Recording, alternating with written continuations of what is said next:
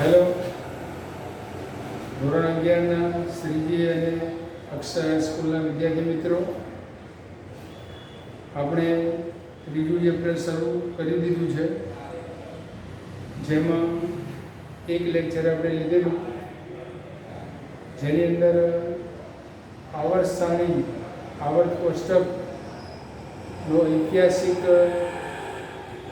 અભ્યાસ, એટલે કે આવર્ત સારણી જે અત્યારે આપણે આધુનિક આવર્ત સારણીની વાત કરીએ છીએ, એના પહેલાં ઓછા તત્વો શોધાયેલા ત્યારે વૈજ્ઞાનિકોએ કઈ રીતે તત્વોનું વર્ગીકરણ કરે, એના માટે મતલબ આપણે સર્વપ્રથમ ડોબરીનો ત્રિપુટીનો નિયમ જે અસ્વીકાર થયો, પછી કન્ફોર્ટોઇસ એ વિથ કન્ફોર્ટોઇસ જો નળાકાર સ્વરૂપમાં તત્વોને દર્શાવે અને એક જ લાઈનમાં આવતા સ્તંભમાં આવતા તત્વોમાં સામ્યતા જોવા મળી, એ પણ અસ્વીકાર થયો. પછી મતલબ ડોબરીના પેલા બીજા વૈજ્ઞાનિક જેને આપણે કહીશું આવર્તનો નિયમ, એ આવર્તનો નિયમ બીજા વૈજ્ઞાનિકે રજૂ કર્યો. એના પછીની જે વાત થઈ, બીજા વૈજ્ઞાનિકે કયો અષ્ટકનો નિયમ આપેલો, ન્યુલેન્ડ નામના વૈજ્ઞાનિકે અષ્ટકનો નિયમ આપેલો. એના પછી ઈસવીસન 1869ની આસપાસ લગભગ આવર્ત વર્ગીકરણની ઉત્પત્તિ માટે આપણે જે આવર્ત નિયમ રજૂ કર્યો, તો એ આવર્ત નિયમ કોને આવર્ત નિયમનો વિકાસનો યશ, આવર્ત નિયમ રજૂ કર્યો અને વિકાસનો યશ રશિયન વૈજ્ઞાનિક દમિત્રી મેન્ડેલિવ અને જર્મન વૈજ્ઞાનિક લોથર મેયર ના ભાડે જાય છે. તો એ બંને વૈજ્ઞાનિકોએ સ્વતંત્ર રીતે દર્શાવ્યું, અલગ અલગ, પેલા રશિયાના હતા, પેલા જર્મનના હતા, કે જો તત્વોને તેમના પરમાણ્વીય ભારના ચડતા ક્રમમાં ગોઠવવામાં આવે તો નિયમિત અંતરાલની અંદર તેમના ભૌતિક અને રાસાયણિક ગુણધર્મોમાં સામ્યતા જોવા મળે છે. નિયમિત અંતરાલ એટલે ઉભા સામ્યની અંદર જોવામાં આવે તો એમના ભૌતિક અને રાસાયણિક ગુણધર્મોમાં સામ્યતા જોવા મળે છે. તો મૂળ વાત એ છે કે લોથર મેયરે ભૌતિક ગુણધર્મો જેવા કે પરમાણુ કદ, ગલન બિંદુ, ઉત્કલન બિંદુ વિરુદ્ધ પરમાણુ ભારનો આલેખ દર્શાવ્યો. તો એ આલેખની અંદર જે તત્વો હતા એ આવર્તી રીતે એમના ગુણધર્મોમાં સામ્યતા જોવા મળી, એ આવર્તી ભાત જોવા મળી, અને એમને 1868ની અંદર આવર્ત કોષ્ટક રજૂ કરેલું. પરંતુ એ સ્વીકાર્ય નહીં, પરંતુ એ પહેલાં મતલબ મોકલી શક્યા નહીં. એટલે રશિયનમાં એક્સપર્ટ એટલે રશિયન વૈજ્ઞાનિક મેન્ડેલિવ ને જે આવર્ત સારણી રજૂ કરી એનો યશ મેન્ડેલિવ નામના વૈજ્ઞાનિકને મળ્યો. એમને 1969માં જ્યારે લોથર મેયરે 1868ની અંદર આ 1869માં, પરંતુ એમને મતલબ રજૂ કરી શક્યા નહીં, એટલે એ આવર્ત નિયમનો યશ એ દામિત્રી મેન્ડેલિવ, પેલું મેન્ડેલિવ તો વિચારશે. તો એ મેન્ડેલિવ આવર્ત નિયમની વાત કરીએ તો તત્વોના ગુણધર્મો બંને પ્રકારના ભૌતિક અને રાસાયણિક ગુણધર્મો તેમના પરમાણ્વીય ભારના આવર્તનીય વિધેયો છે. એ રીતે આધુનિક નિયમની અંદર આપણે વાત કરીશું એટલે યાદ રાખવા માટે તત્વોના ગુણધર્મો કેવા ભૌતિક અને રાસાયણિક ગુણધર્મો તેમના પરમાણ્વીય ભારના આવર્તનીય વિધેયો છે. જ્યારે આધુનિક નિયમની વાત કરશો તો શું આવશે? પછી મેન્ડેલિવે થોડી આવર્ત કોષ્ટકની વાત કરીએ, મેન્ડેલિવનું આવર્ત કોષ્ટક, તો એમને તત્વોના જે ગુણધર્મો સામ્યતા હતી એમાં પરમાણુ ભારના આધારે તત્વોને દર્શાવ્યા, પરંતુ એકલા પરમાણુ ભારના આધારે નહીં, એ તત્વોના સંયોજનોના પ્રમાણ સૂચક સૂત્ર અને એના ગુણધર્મોને ધ્યાનમાં લઈને એ તત્વોને યોગ્ય રીતે દર્શાવ્યા. જેમ કે આયોડિન નામનું તત્વ અત્યારે સ્થાન ક્યાં આપે છે? આપણે આયોડિન તત્વને આવર્ત કોષ્ટકની અંદર નહીં આવ્યું, પરંતુ અહીંયા સીરિયમની પાછળ આવ્યું, પરંતુ ગુણધર્મો એના એ ક્લોરિન જેવા હતા એટલે પછી એ સમૂહની અંદર મૂકવામાં આવ્યું. પછી એમને જે આવર્તક કોષ્ટક રજૂ કર્યું એની અંદર જે તત્વોની શોધ નથી થઈ એના બદલે ખાલી જગ્યા રાખેલી. એટલે પછીની મતલબ રસાયણ વૈજ્ઞાનિકોએ જે તત્વોની શોધ કરી એમના પરમાણુ ભાર ઉપરથી તે જગ્યાએ એને મૂકવામાં આવ્યું. જેમ કે મેન્ડેલિવે એલ્યુમિનિયમ અને સિલિકોન પછીના એલ્યુમિનિયમ અને સિલિકોન જેવા કોષ્ટકની અંદર તે પછીના તત્વોની શોધ નથી થઈ. એમને નીચેના તત્વો એલ્યુમિનિયમની નીચે એકા એલ્યુમિનિયમ અને સિલિકોનની નીચે એકા મતલબ સિલિકોન નામ આપ્યું. પરંતુ પાછળથી વૈજ્ઞાનિકોએ શોધ કરી કે એકા એલ્યુમિનિયમ એ ગેલિયમ છે અને એકા સિલિકોન એ કયું છે જર્મેનિયમ તત્વ જેવું છે. એટલે પછી જે તત્વો એ રીતે બીજા બી તત્વો શોધવાના બાકી હતા ત્યાં ખાલી જગ્યા રાખી તત્વો શોધાતા ગયા એમ એના સ્થાન મતલબ ભરાતા ગયા. આ રીતે મેન્ડેલિવે આવર્ત કોષ્ટક રજૂ કર્યું. એ થોડું અડપડું છે એટલે આપણે દર્શાવ્યું નથી. તો મેન્ડેલિવના આવર્ત નિયમ પછી આધુનિક આવર્ત નિયમ અને આવર્ત કોષ્ટકનું વર્તમાન સ્વરૂપ. તો 1869ની અંદર મેન્ડેલિવે આવર્ત કોષ્ટક રજૂ કર્યું. એની અંદર આવર્ત નિયમ આપણે વાત કરીએ તો પરમાણુ ભારના આધારે તત્વોનું વર્ગીકરણ કર્યું. પરંતુ 20મી સદીની શરૂઆતમાં પરમાણુય બંધારણ વિશે રજૂઆત થઈ. એટલે પરમાણુ પહેલાં કેવો માનવામાં આવતો હતો? અવિભાજ્ય. પરંતુ પાછળથી વૈજ્ઞાનિકે નક્કી કર્યું કે પરમાણુનું પણ વિભાજન થઈ શકે. તેના અપૂર્ણાંક પરમાણુ કણો ઇલેક્ટ્રોન, પ્રોટોન અને ન્યુટ્રોન વિશે આપણે જાણીએ છીએ. તો મોસ્લે નામના વૈજ્ઞાનિકે સવિકર્ણ વર્ણપટ ઉપરથી એની મતલબ ઉત્સર્જનની આવૃત્તિ ની અંદર છે વર્ગમૂળમાં મ્યુ વિરુદ્ધ પરમાણુ ક્રમાંક Z. શું છે? પરમાણુ ક્રમાંક Z નો આલેખ દર્શાવે. એ આલેખ સીધી રેખામાં મળે. જ્યારે અંડરરૂટ મ્યુ એટલે કે આવૃત્તિ વિરુદ્ધ પરમાણુ ભારનો આલેખ સીધી રેખામાં મળતો નથી. આ સીધી રેખામાં મળે છે. એટલે કે તત્વો તેમના પરમાણુ ભારના બદલે તેમના પરમાણુ કણોના આધારે આવર્તનીય છે. તેથી મોસ્લે આધુનિક આવર્ત નિયમ રજૂ કર્યો કે તત્વોના ભૌતિક અને રાસાયણિક ગુણધર્મો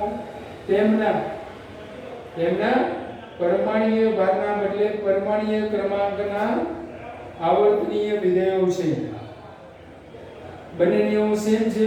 પરંતુ મેન્ડેલિવના આવર્ત નિયમની અંદર પરમાણુ ભાર અને મોસ્લેના આધુનિક આવર્ત નિયમની અંદર આવશે પરમાણુય ક્રમાંક. પછી એના પરથી બીજા તત્વો પણ શોધાતા ગયા અને સમયાંતરે એ આવર્ત કોષ્ટકમાં સુધારા વધારા થતા ગયા.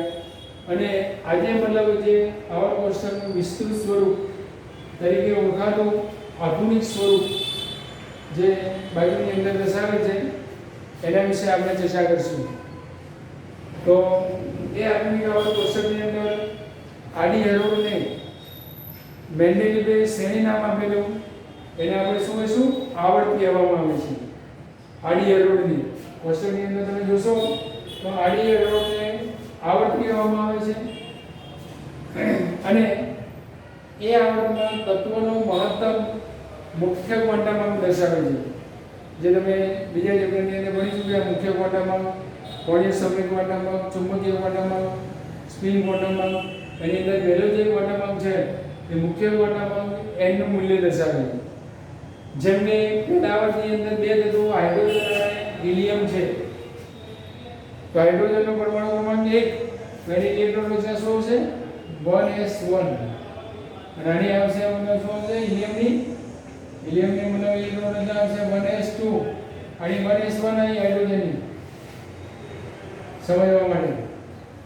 પરંતુ પહેલા આવર્તની અંદર પ્રથમ આવર્તની અંદર બે તત્વો કયા ગયા? હાઇડ્રોજન અને હિલિયમ. તો અહીંયા હાઇડ્રોજનને આપણે કોઈ પણ સમૂહમાં સ્થાન આપ્યું નથી, વચ્ચે દર્શાવ્યું છે.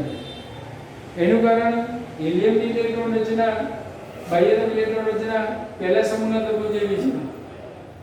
જ્યારે એના ગુણધર્મ હેલોજન એટલે કે મતલબ સાતમા બી સમૂહ જેનું નામ આપણે કહીશું હેલોજન સમૂહના તત્વો જેવું છે. એટલે બંને તત્વો જેવું સામ્યતા ધરાવે એટલે વચ્ચે દર્શાવવામાં આવે. અને હિલિયમ તો છે જે 18મા સમૂહની અંદર અથવા તો શૂન્ય સમૂહની અંદર એનું સ્થાન નિશ્ચિત છે. એટલે કે પહેલા સમૂહની અંદર બે તત્વો છે આવર્તની અંદર સોરી, જ્યારે બીજા આવર્તની અંદર 8 તત્વો. કયા 8 તત્વો?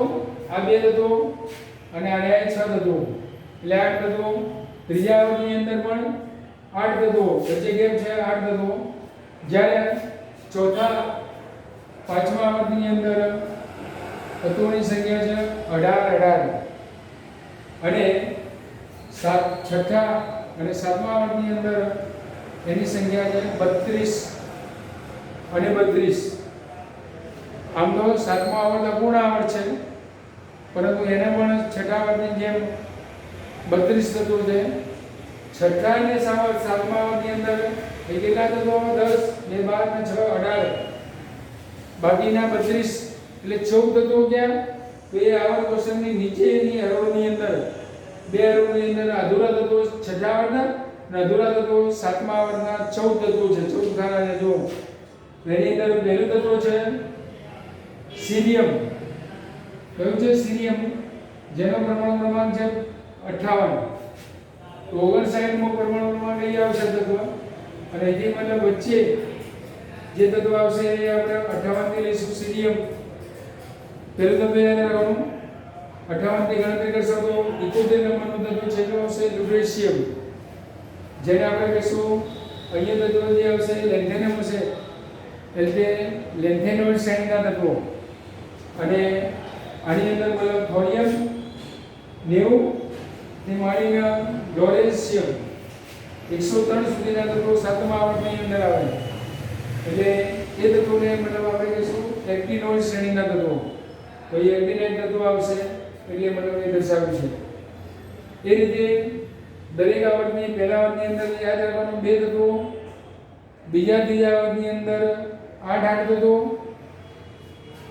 ચોથા અને પાંચમા આવર્તની અંદર 18 તત્વો, છઠ્ઠા અને સાતમા આવર્તની અંદર 32 તત્વોનો સમાવેશ થાય છે. દરેક તત્વની જે આવર્ત નંબર હોય એનો મુખ્ય ક્વોન્ટમ દર્શાવે છે. જેમ કે આપણે બાહ્યતમમાં ઇલેક્ટ્રોન રચના લિથિયમની લખીએ તો કુલ ઇલેક્ટ્રોન રચના કેટલી થાય? 1s2 2s1 બે ને 3 ઇલેક્ટ્રોન થયા. એનો પરમાણુ ક્રમાંક મતલબ આવશે 3. એ રીતે s ની અંદર 2 ઇલેક્ટ્રોન આવે એટલે મતલબ પરમાણુ ક્રમાંક કેટલો થશે? 2. પછી બોરોનની વાત કરો તમે, એ બોરોન તત્વ છે. તો બોરોનની અંદર 1s2 2s2 2p1 p કક્ષકમાં 6 electron આવે. 1 2 3 4 5 6 એની અંદર 6 ઇલેક્ટ્રોન આવે. એટલે એ શૂન્ય સમૂહના તત્વો. ઇલેક્ટ્રોન સમૂહને ભરાઈ ગઈ એટલે શૂન્ય સમૂહના અથવા તો 18 સમૂહના તત્વો. હવે આપણે સમૂહની વાત કરીએ તો આવર્ત કોષ્ટકમાં આડી હરોળને આપણે આવર્ત નામ કહ્યું, મેન્ડેલિવની શ્રેણી નામ આપ્યું. 7 આવર્તની વાત કરીએ આપણે. જ્યારે ઊભી લાઈનના જે તત્વો છે એ તત્વોને સ્તંભ અથવા તો સમૂહના તત્વો અથવા તો કુટુંબના તત્વો કહીશું. કેમ કે એ સમૂહની સંખ્યા બાહ્યતમ કક્ષામાં ઇલેક્ટ્રોન રચના સમાન. આની અંદર 1 છે, આની અંદર મતલબ શું છે 2, પરંતુ બાહ્યતમ ઇલેક્ટ્રોન રચના સમાન. આ બધા તત્વોની બાહ્યતમ ઇલેક્ટ્રોન રચના 2p 1 થી 6 સુધી એ બાહ્યતમ ઇલેક્ટ્રોન રચના એક જ સમૂહના તત્વોની સમાન હોય. જેમ કે આપણે લિથિયમ પછી સોડિયમની વાત કરીશું તો સોડિયમની અંદર આપણે આગળનું તત્વ 10 નંબરનું નિયોન કમ્પ્લીટ. હવે સીરીઝ જો આવે છે બીજા ચેપ્ટરની અંદર ઇલેક્ટ્રોન રચના નિયોન કમ્પ્લીટ 3s1 આવશે. ને જો 2s1 3s1 એ રીતે આની અંદર 4s1 આવશે. Argon complete 4s1. પછી આની અંદર સિલિકોન કમ્પ્લીટ 5s1 એ રીતે ns1 ઇલેક્ટ્રોન રચના છે. જ્યાં s કક્ષકની અંદર 1 ઇલેક્ટ્રોન છે, આની અંદર 2 ઇલેક્ટ્રોન આવે. એ દરેક તત્વોની બાહ્યતમ કક્ષાની સમૂહના તત્વોની બાહ્યતમ કક્ષાની ઇલેક્ટ્રોન રચના સમાન છે અને એ ઉભા સ્તંભમાં ગોઠવવામાં આવે જેને સમૂહ અથવા તો કુટુંબના સભ્યો તરીકે આપણે સમૂહ કહીશું. તો IUPAC જેની ભલામણ મુજબ જૂની પદ્ધતિની અંદર એ સમૂહના નામ આપવામાં આવ્યા. ફર્સ્ટ એથી 7A, જો ફર્સ્ટ એથી મને શું આવશે 7A. પછી આઠમાની અંદર 3 સમૂહ આવી જાય અને ફર્સ્ટ બી થી 7B અને શૂન્ય સમૂહ. એટલે ફર્સ્ટ એથી 7A 7, આઠમાની અંદર 3 અને ફર્સ્ટ બી થી 7B માં બીજા 7, એટલે 7 ને 7 14 ને 3 15 16 17 અને છેલ્લો સમૂહ શૂન્ય સમૂહ. એટલે આ રીતે એ મતલબ ભૂલ ભરેલું હતું. એટલે આધુનિક પદ્ધતિ મુજબ સમૂહનો સીધો ક્રમ જ આપવામાં આવ્યો. ડાબી બાજુથી જમણી બાજુ આપણે જેમ ક્રમ આપવામાં આવે તો 1 2 3 વચ્ચે છે 3 થી પહેલાથી 12 અને 13 થી માંડી 18 સુધીના તત્વો મતલબ છેક આપણા હાથની જમણી બાજુ દર્શાવે. તો એ આધુનિક આવર્ત કોષ્ટક ઉપરથી આપણે આ સમૂહના તત્વો અને આવર્તના તત્વો વિશે ચર્ચા કરી શકીએ. તો પરમાણુ ક્રમાંક તમને લગભગ 30 તત્વો સુધી આવડવું જોઈએ. તો 30 તત્વોની અંદર પહેલું તત્વ હાઇડ્રોજન, હિલિયમ, લિથિયમ, બેરિલિયમ, પાંચમો 6 7 8 9 અને 10 પરમાણુ ક્રમાંકના આધારે આવર્તનીય છે. એટલે નિયોન 10 નંબરનું તત્વ. પછી પાછું બીજી લાઈનમાં આવવાનું એટલે 11 નંબરનું તત્વ છે.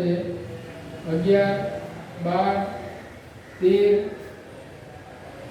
14 15 16 17 અને 18.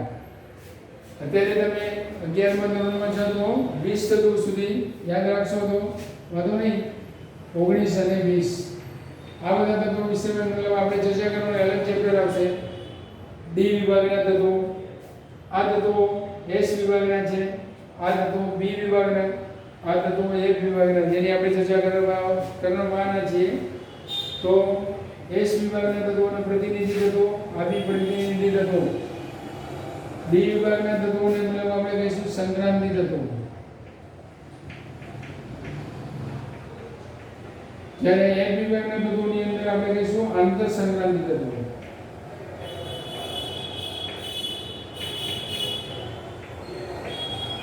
આ તત્વો છે પ્રતિનિધિ તત્વો.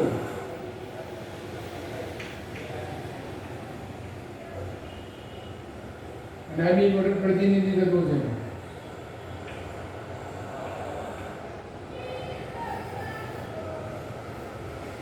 બાહ્ય તમે ઇલેક્ટ્રોન રચના સમૂહના તત્વોની સમાન હોય એટલે એના ગુણધર્મો પણ લગભગ સામ્યતા હોય. ભૌતિક ગુણધર્મો જેવા કે ગલન બિંદુ ઉત્કલન બિંદુમાં ક્રમશઃ વધારો થતો હોય એ રીતે આવર્તનીય ગુણધર્મોની અંદર આવર્તમાં ડાબી બાજુથી જમણી બાજુ તરફ જઈશું તો પરમાણુ ક્રમાંક વધશે, એક વધશે ક્રમશઃ. જ્યારે અહીંયા 3 થી સીધા 11, 11 થી સીધા 19, પછી જો પાંચમા સમૂહની અંદર 18 તત્વો હતા. 18 તો 36 અને એક આનો પરમાણુ ક્રમાંક કેટલો આવશે 37. પાછા 18 એડ કરવાના, 32 એડ કરવાના. 7 ને 2 9, 32 એટલે 3 6 69 એનો પરમાણુ થશે. એટલે આની અંદર 32 એડ કરશો તો 9 10 11 6 ને 1 7 ને 3 10 101 નંબરનું તત્વ. એ રીતે આ રીતે મતલબ આપણે તત્વોના પરમાણુ ક્રમાંક દર્શાવી શકીએ. ના જાણતા હોય તો બી, કેમ કે પહેલા તત્વની અંદર હિલિયમ હાઇડ્રોજન હતું તો એની અંદર બે મતલબ એડ કર્યા, 3 પરમાણુ ક્રમાંક. પછી 8 એડ કર્યા તો 8 ને 3 11, પછી 8 એડ કર્યા તો 11 ના 8 19, પછી કેટલા એડ કરવાના 18 એડ કર્યા તો 8 ના 18 એડ કરશો એટલે 8 ના 16 ને 17 સારો વધી જાય 1 2 3 બરાબર 37. પછી 18 એડ કરશો તો 18 ને મતલબ અહીંયા આપણે 8 એડ કર્યા, અહીંયા 18, અહીંયા પણ 18 એડ કરવાના એટલે 8 ને 7 15 નો 5 વધી જાય 1 3 ને 4 ને 5 55. અહીં 32 એડ કરવાના, 5 ને 2 7 અને 5 ને 3 8 87. આ રીતે મતલબ તત્વોના પરમાણુ ક્રમાંક પણ તમે દર્શાવી શકો. જો શૂન્ય સમૂહ હાઇડ્રોજનનો 2, પછી નિયોનનો 10, આર્ગોનનો 18, પછી ક્રિપ્ટોનનો 18 તો 36, 18 એડ કરવાના. પછી આની અંદર 18 તારી 54, 54 ની અંદર 32 એડ કરશો તો 86 નંબરનું રેડોન તત્વ. રેડોન પછીનું મતલબ નીચેના સમૂહ 87 નંબરનું થયું. આ જો 54 હતું તો 55 નંબરનું તત્વ થયું સીઝિયમ. એટલે તત્વોના સિમ્બલ ઉપરથી આપણને નામ આવડવું જોઈએ. તો આ રીતે આધુનિક આવર્ત સારણીની આપણે ચર્ચા કરી. આંતરસંક્રાંતિ તત્વો વચ્ચેનો પરમાણુ ક્રમાંક 37, 55 છે, 56, 57, 57 પછી વચ્ચે મતલબ જે 58 થી 71 સુધીના તત્વો અહીં આવશે. 57 નંબરનું તત્વ છે લેન્થેનિયમ તત્વ. પરંતુ લેન્થેનિયમના ગુણધર્મો F વિભાગના તત્વો જેવા છે, એટલે આ શ્રેણીનું આખું નામ આપ્યું આપણે લેન્થેનાઇટ શ્રેણીના તત્વો. એ રીતે અહીંયા એક્ટિનિયમ આવશે 80, જો 87, 88, 89 અને 90. તો 90 ની અંદર પણ F કક્ષકમાં ઇલેક્ટ્રોન નથી, પરંતુ એના ગુણધર્મો F સમૂહના તત્વો જેવા છે, એટલે અહીંયા એને મૂકવામાં શરૂઆત થઈ. થોરિયમ TH એટલે થોરિયમ 90 થી 14 સુધી ગણતરી કરશો તો લોરેન્શિયમ, આમાં છેલ્લું તત્વ લ્યુટેશિયમ. પરંતુ અહીંયા એક્ટિનિયમ તત્વ હતું, એટલે બીજી શ્રેણીના તત્વોને આપણે એક્ટિનાઇટ શ્રેણીના તત્વો અને લેન્થેનાઇટ શ્રેણીના તત્વોની વાત કરીશું. હવે આપણે અલગ અલગ તત્વોની સમૂહમાં બાહ્યતમ ઇલેક્ટ્રોનના સમાન, જેની અંદર S કક્ષકમાં ઇલેક્ટ્રોન આવે, S વિભાગના તત્વો અંતિમ ઇલેક્ટ્રોન, જેની બાહ્યતમ ઇલેક્ટ્રોન જ્યાં P કક્ષકમાં હોય એને P વિભાગના તત્વો, D કક્ષકમાં હોય એને D વિભાગના તત્વો કહીશું, F કક્ષકમાં અંતિમ ઇલેક્ટ્રોન હોય એના F વિભાગના કયા સમૂહની વાત, એ બધું આપણે આવર્ત કોષ્ટક ખાસ યાદ રાખીશું. વધારે ના આવડે તો તમારે 20 તત્વો, પરંતુ આવર્તની સંખ્યા ફર્સ્ટ આવર્ત કયો? આર્યધન. 7 આવર્ત આડી અવરોધના તત્વો, જેમાં મુખ્ય ક્વોન્ટમ અંક દર્શાવે છે. દરેકનો મુખ્ય ક્વોન્ટમ અંક દર્શાવે. જ્યારે સમૂહના તત્વોમાં બાહ્યતમ ઇલેક્ટ્રોન સંરચના સમાન હોય, બાહ્યતમ ઇલેક્ટ્રોન રચના સમાન હોય, તો સમૂહની અંદર અને આવર્તની અંદર તત્વોના ભૌતિક અને રાસાયણિક ગુણધર્મો એ આવર્તનીય વિધેય છે. કે આવર્તની અંદર ડાબી બાજુથી જમણી બાજુ તરફ જઈશું, સમૂહની અંદર ઉપરથી નીચે જઈશું, બંને તરફ પરમાણુ ક્રમાંક વધે, તેમાંના ભૌતિક ગુણધર્મો, રાસાયણિક ગુણધર્મોમાં શું પરિવર્તન થાય એના અલગ અલગ ચેપ્ટરોની અંદર આપણે અભ્યાસ કરીશું. બરાબર? તો આપણે આવર્ત કોષ્ટકના આવર્તની વિધેયોની ચર્ચા કરવાની છે. તો આપણે આવર્ત કોષ્ટક ખાસ ધ્યાનમાં લઈશું. એ ધ્યાનમાં રાખીને આપણે આગળનો અભ્યાસ કરીશું. અત્યારે આપણે લેક્ચરને વિરામ આપીએ. ઓકે, જય સ્વામિનારાયણ.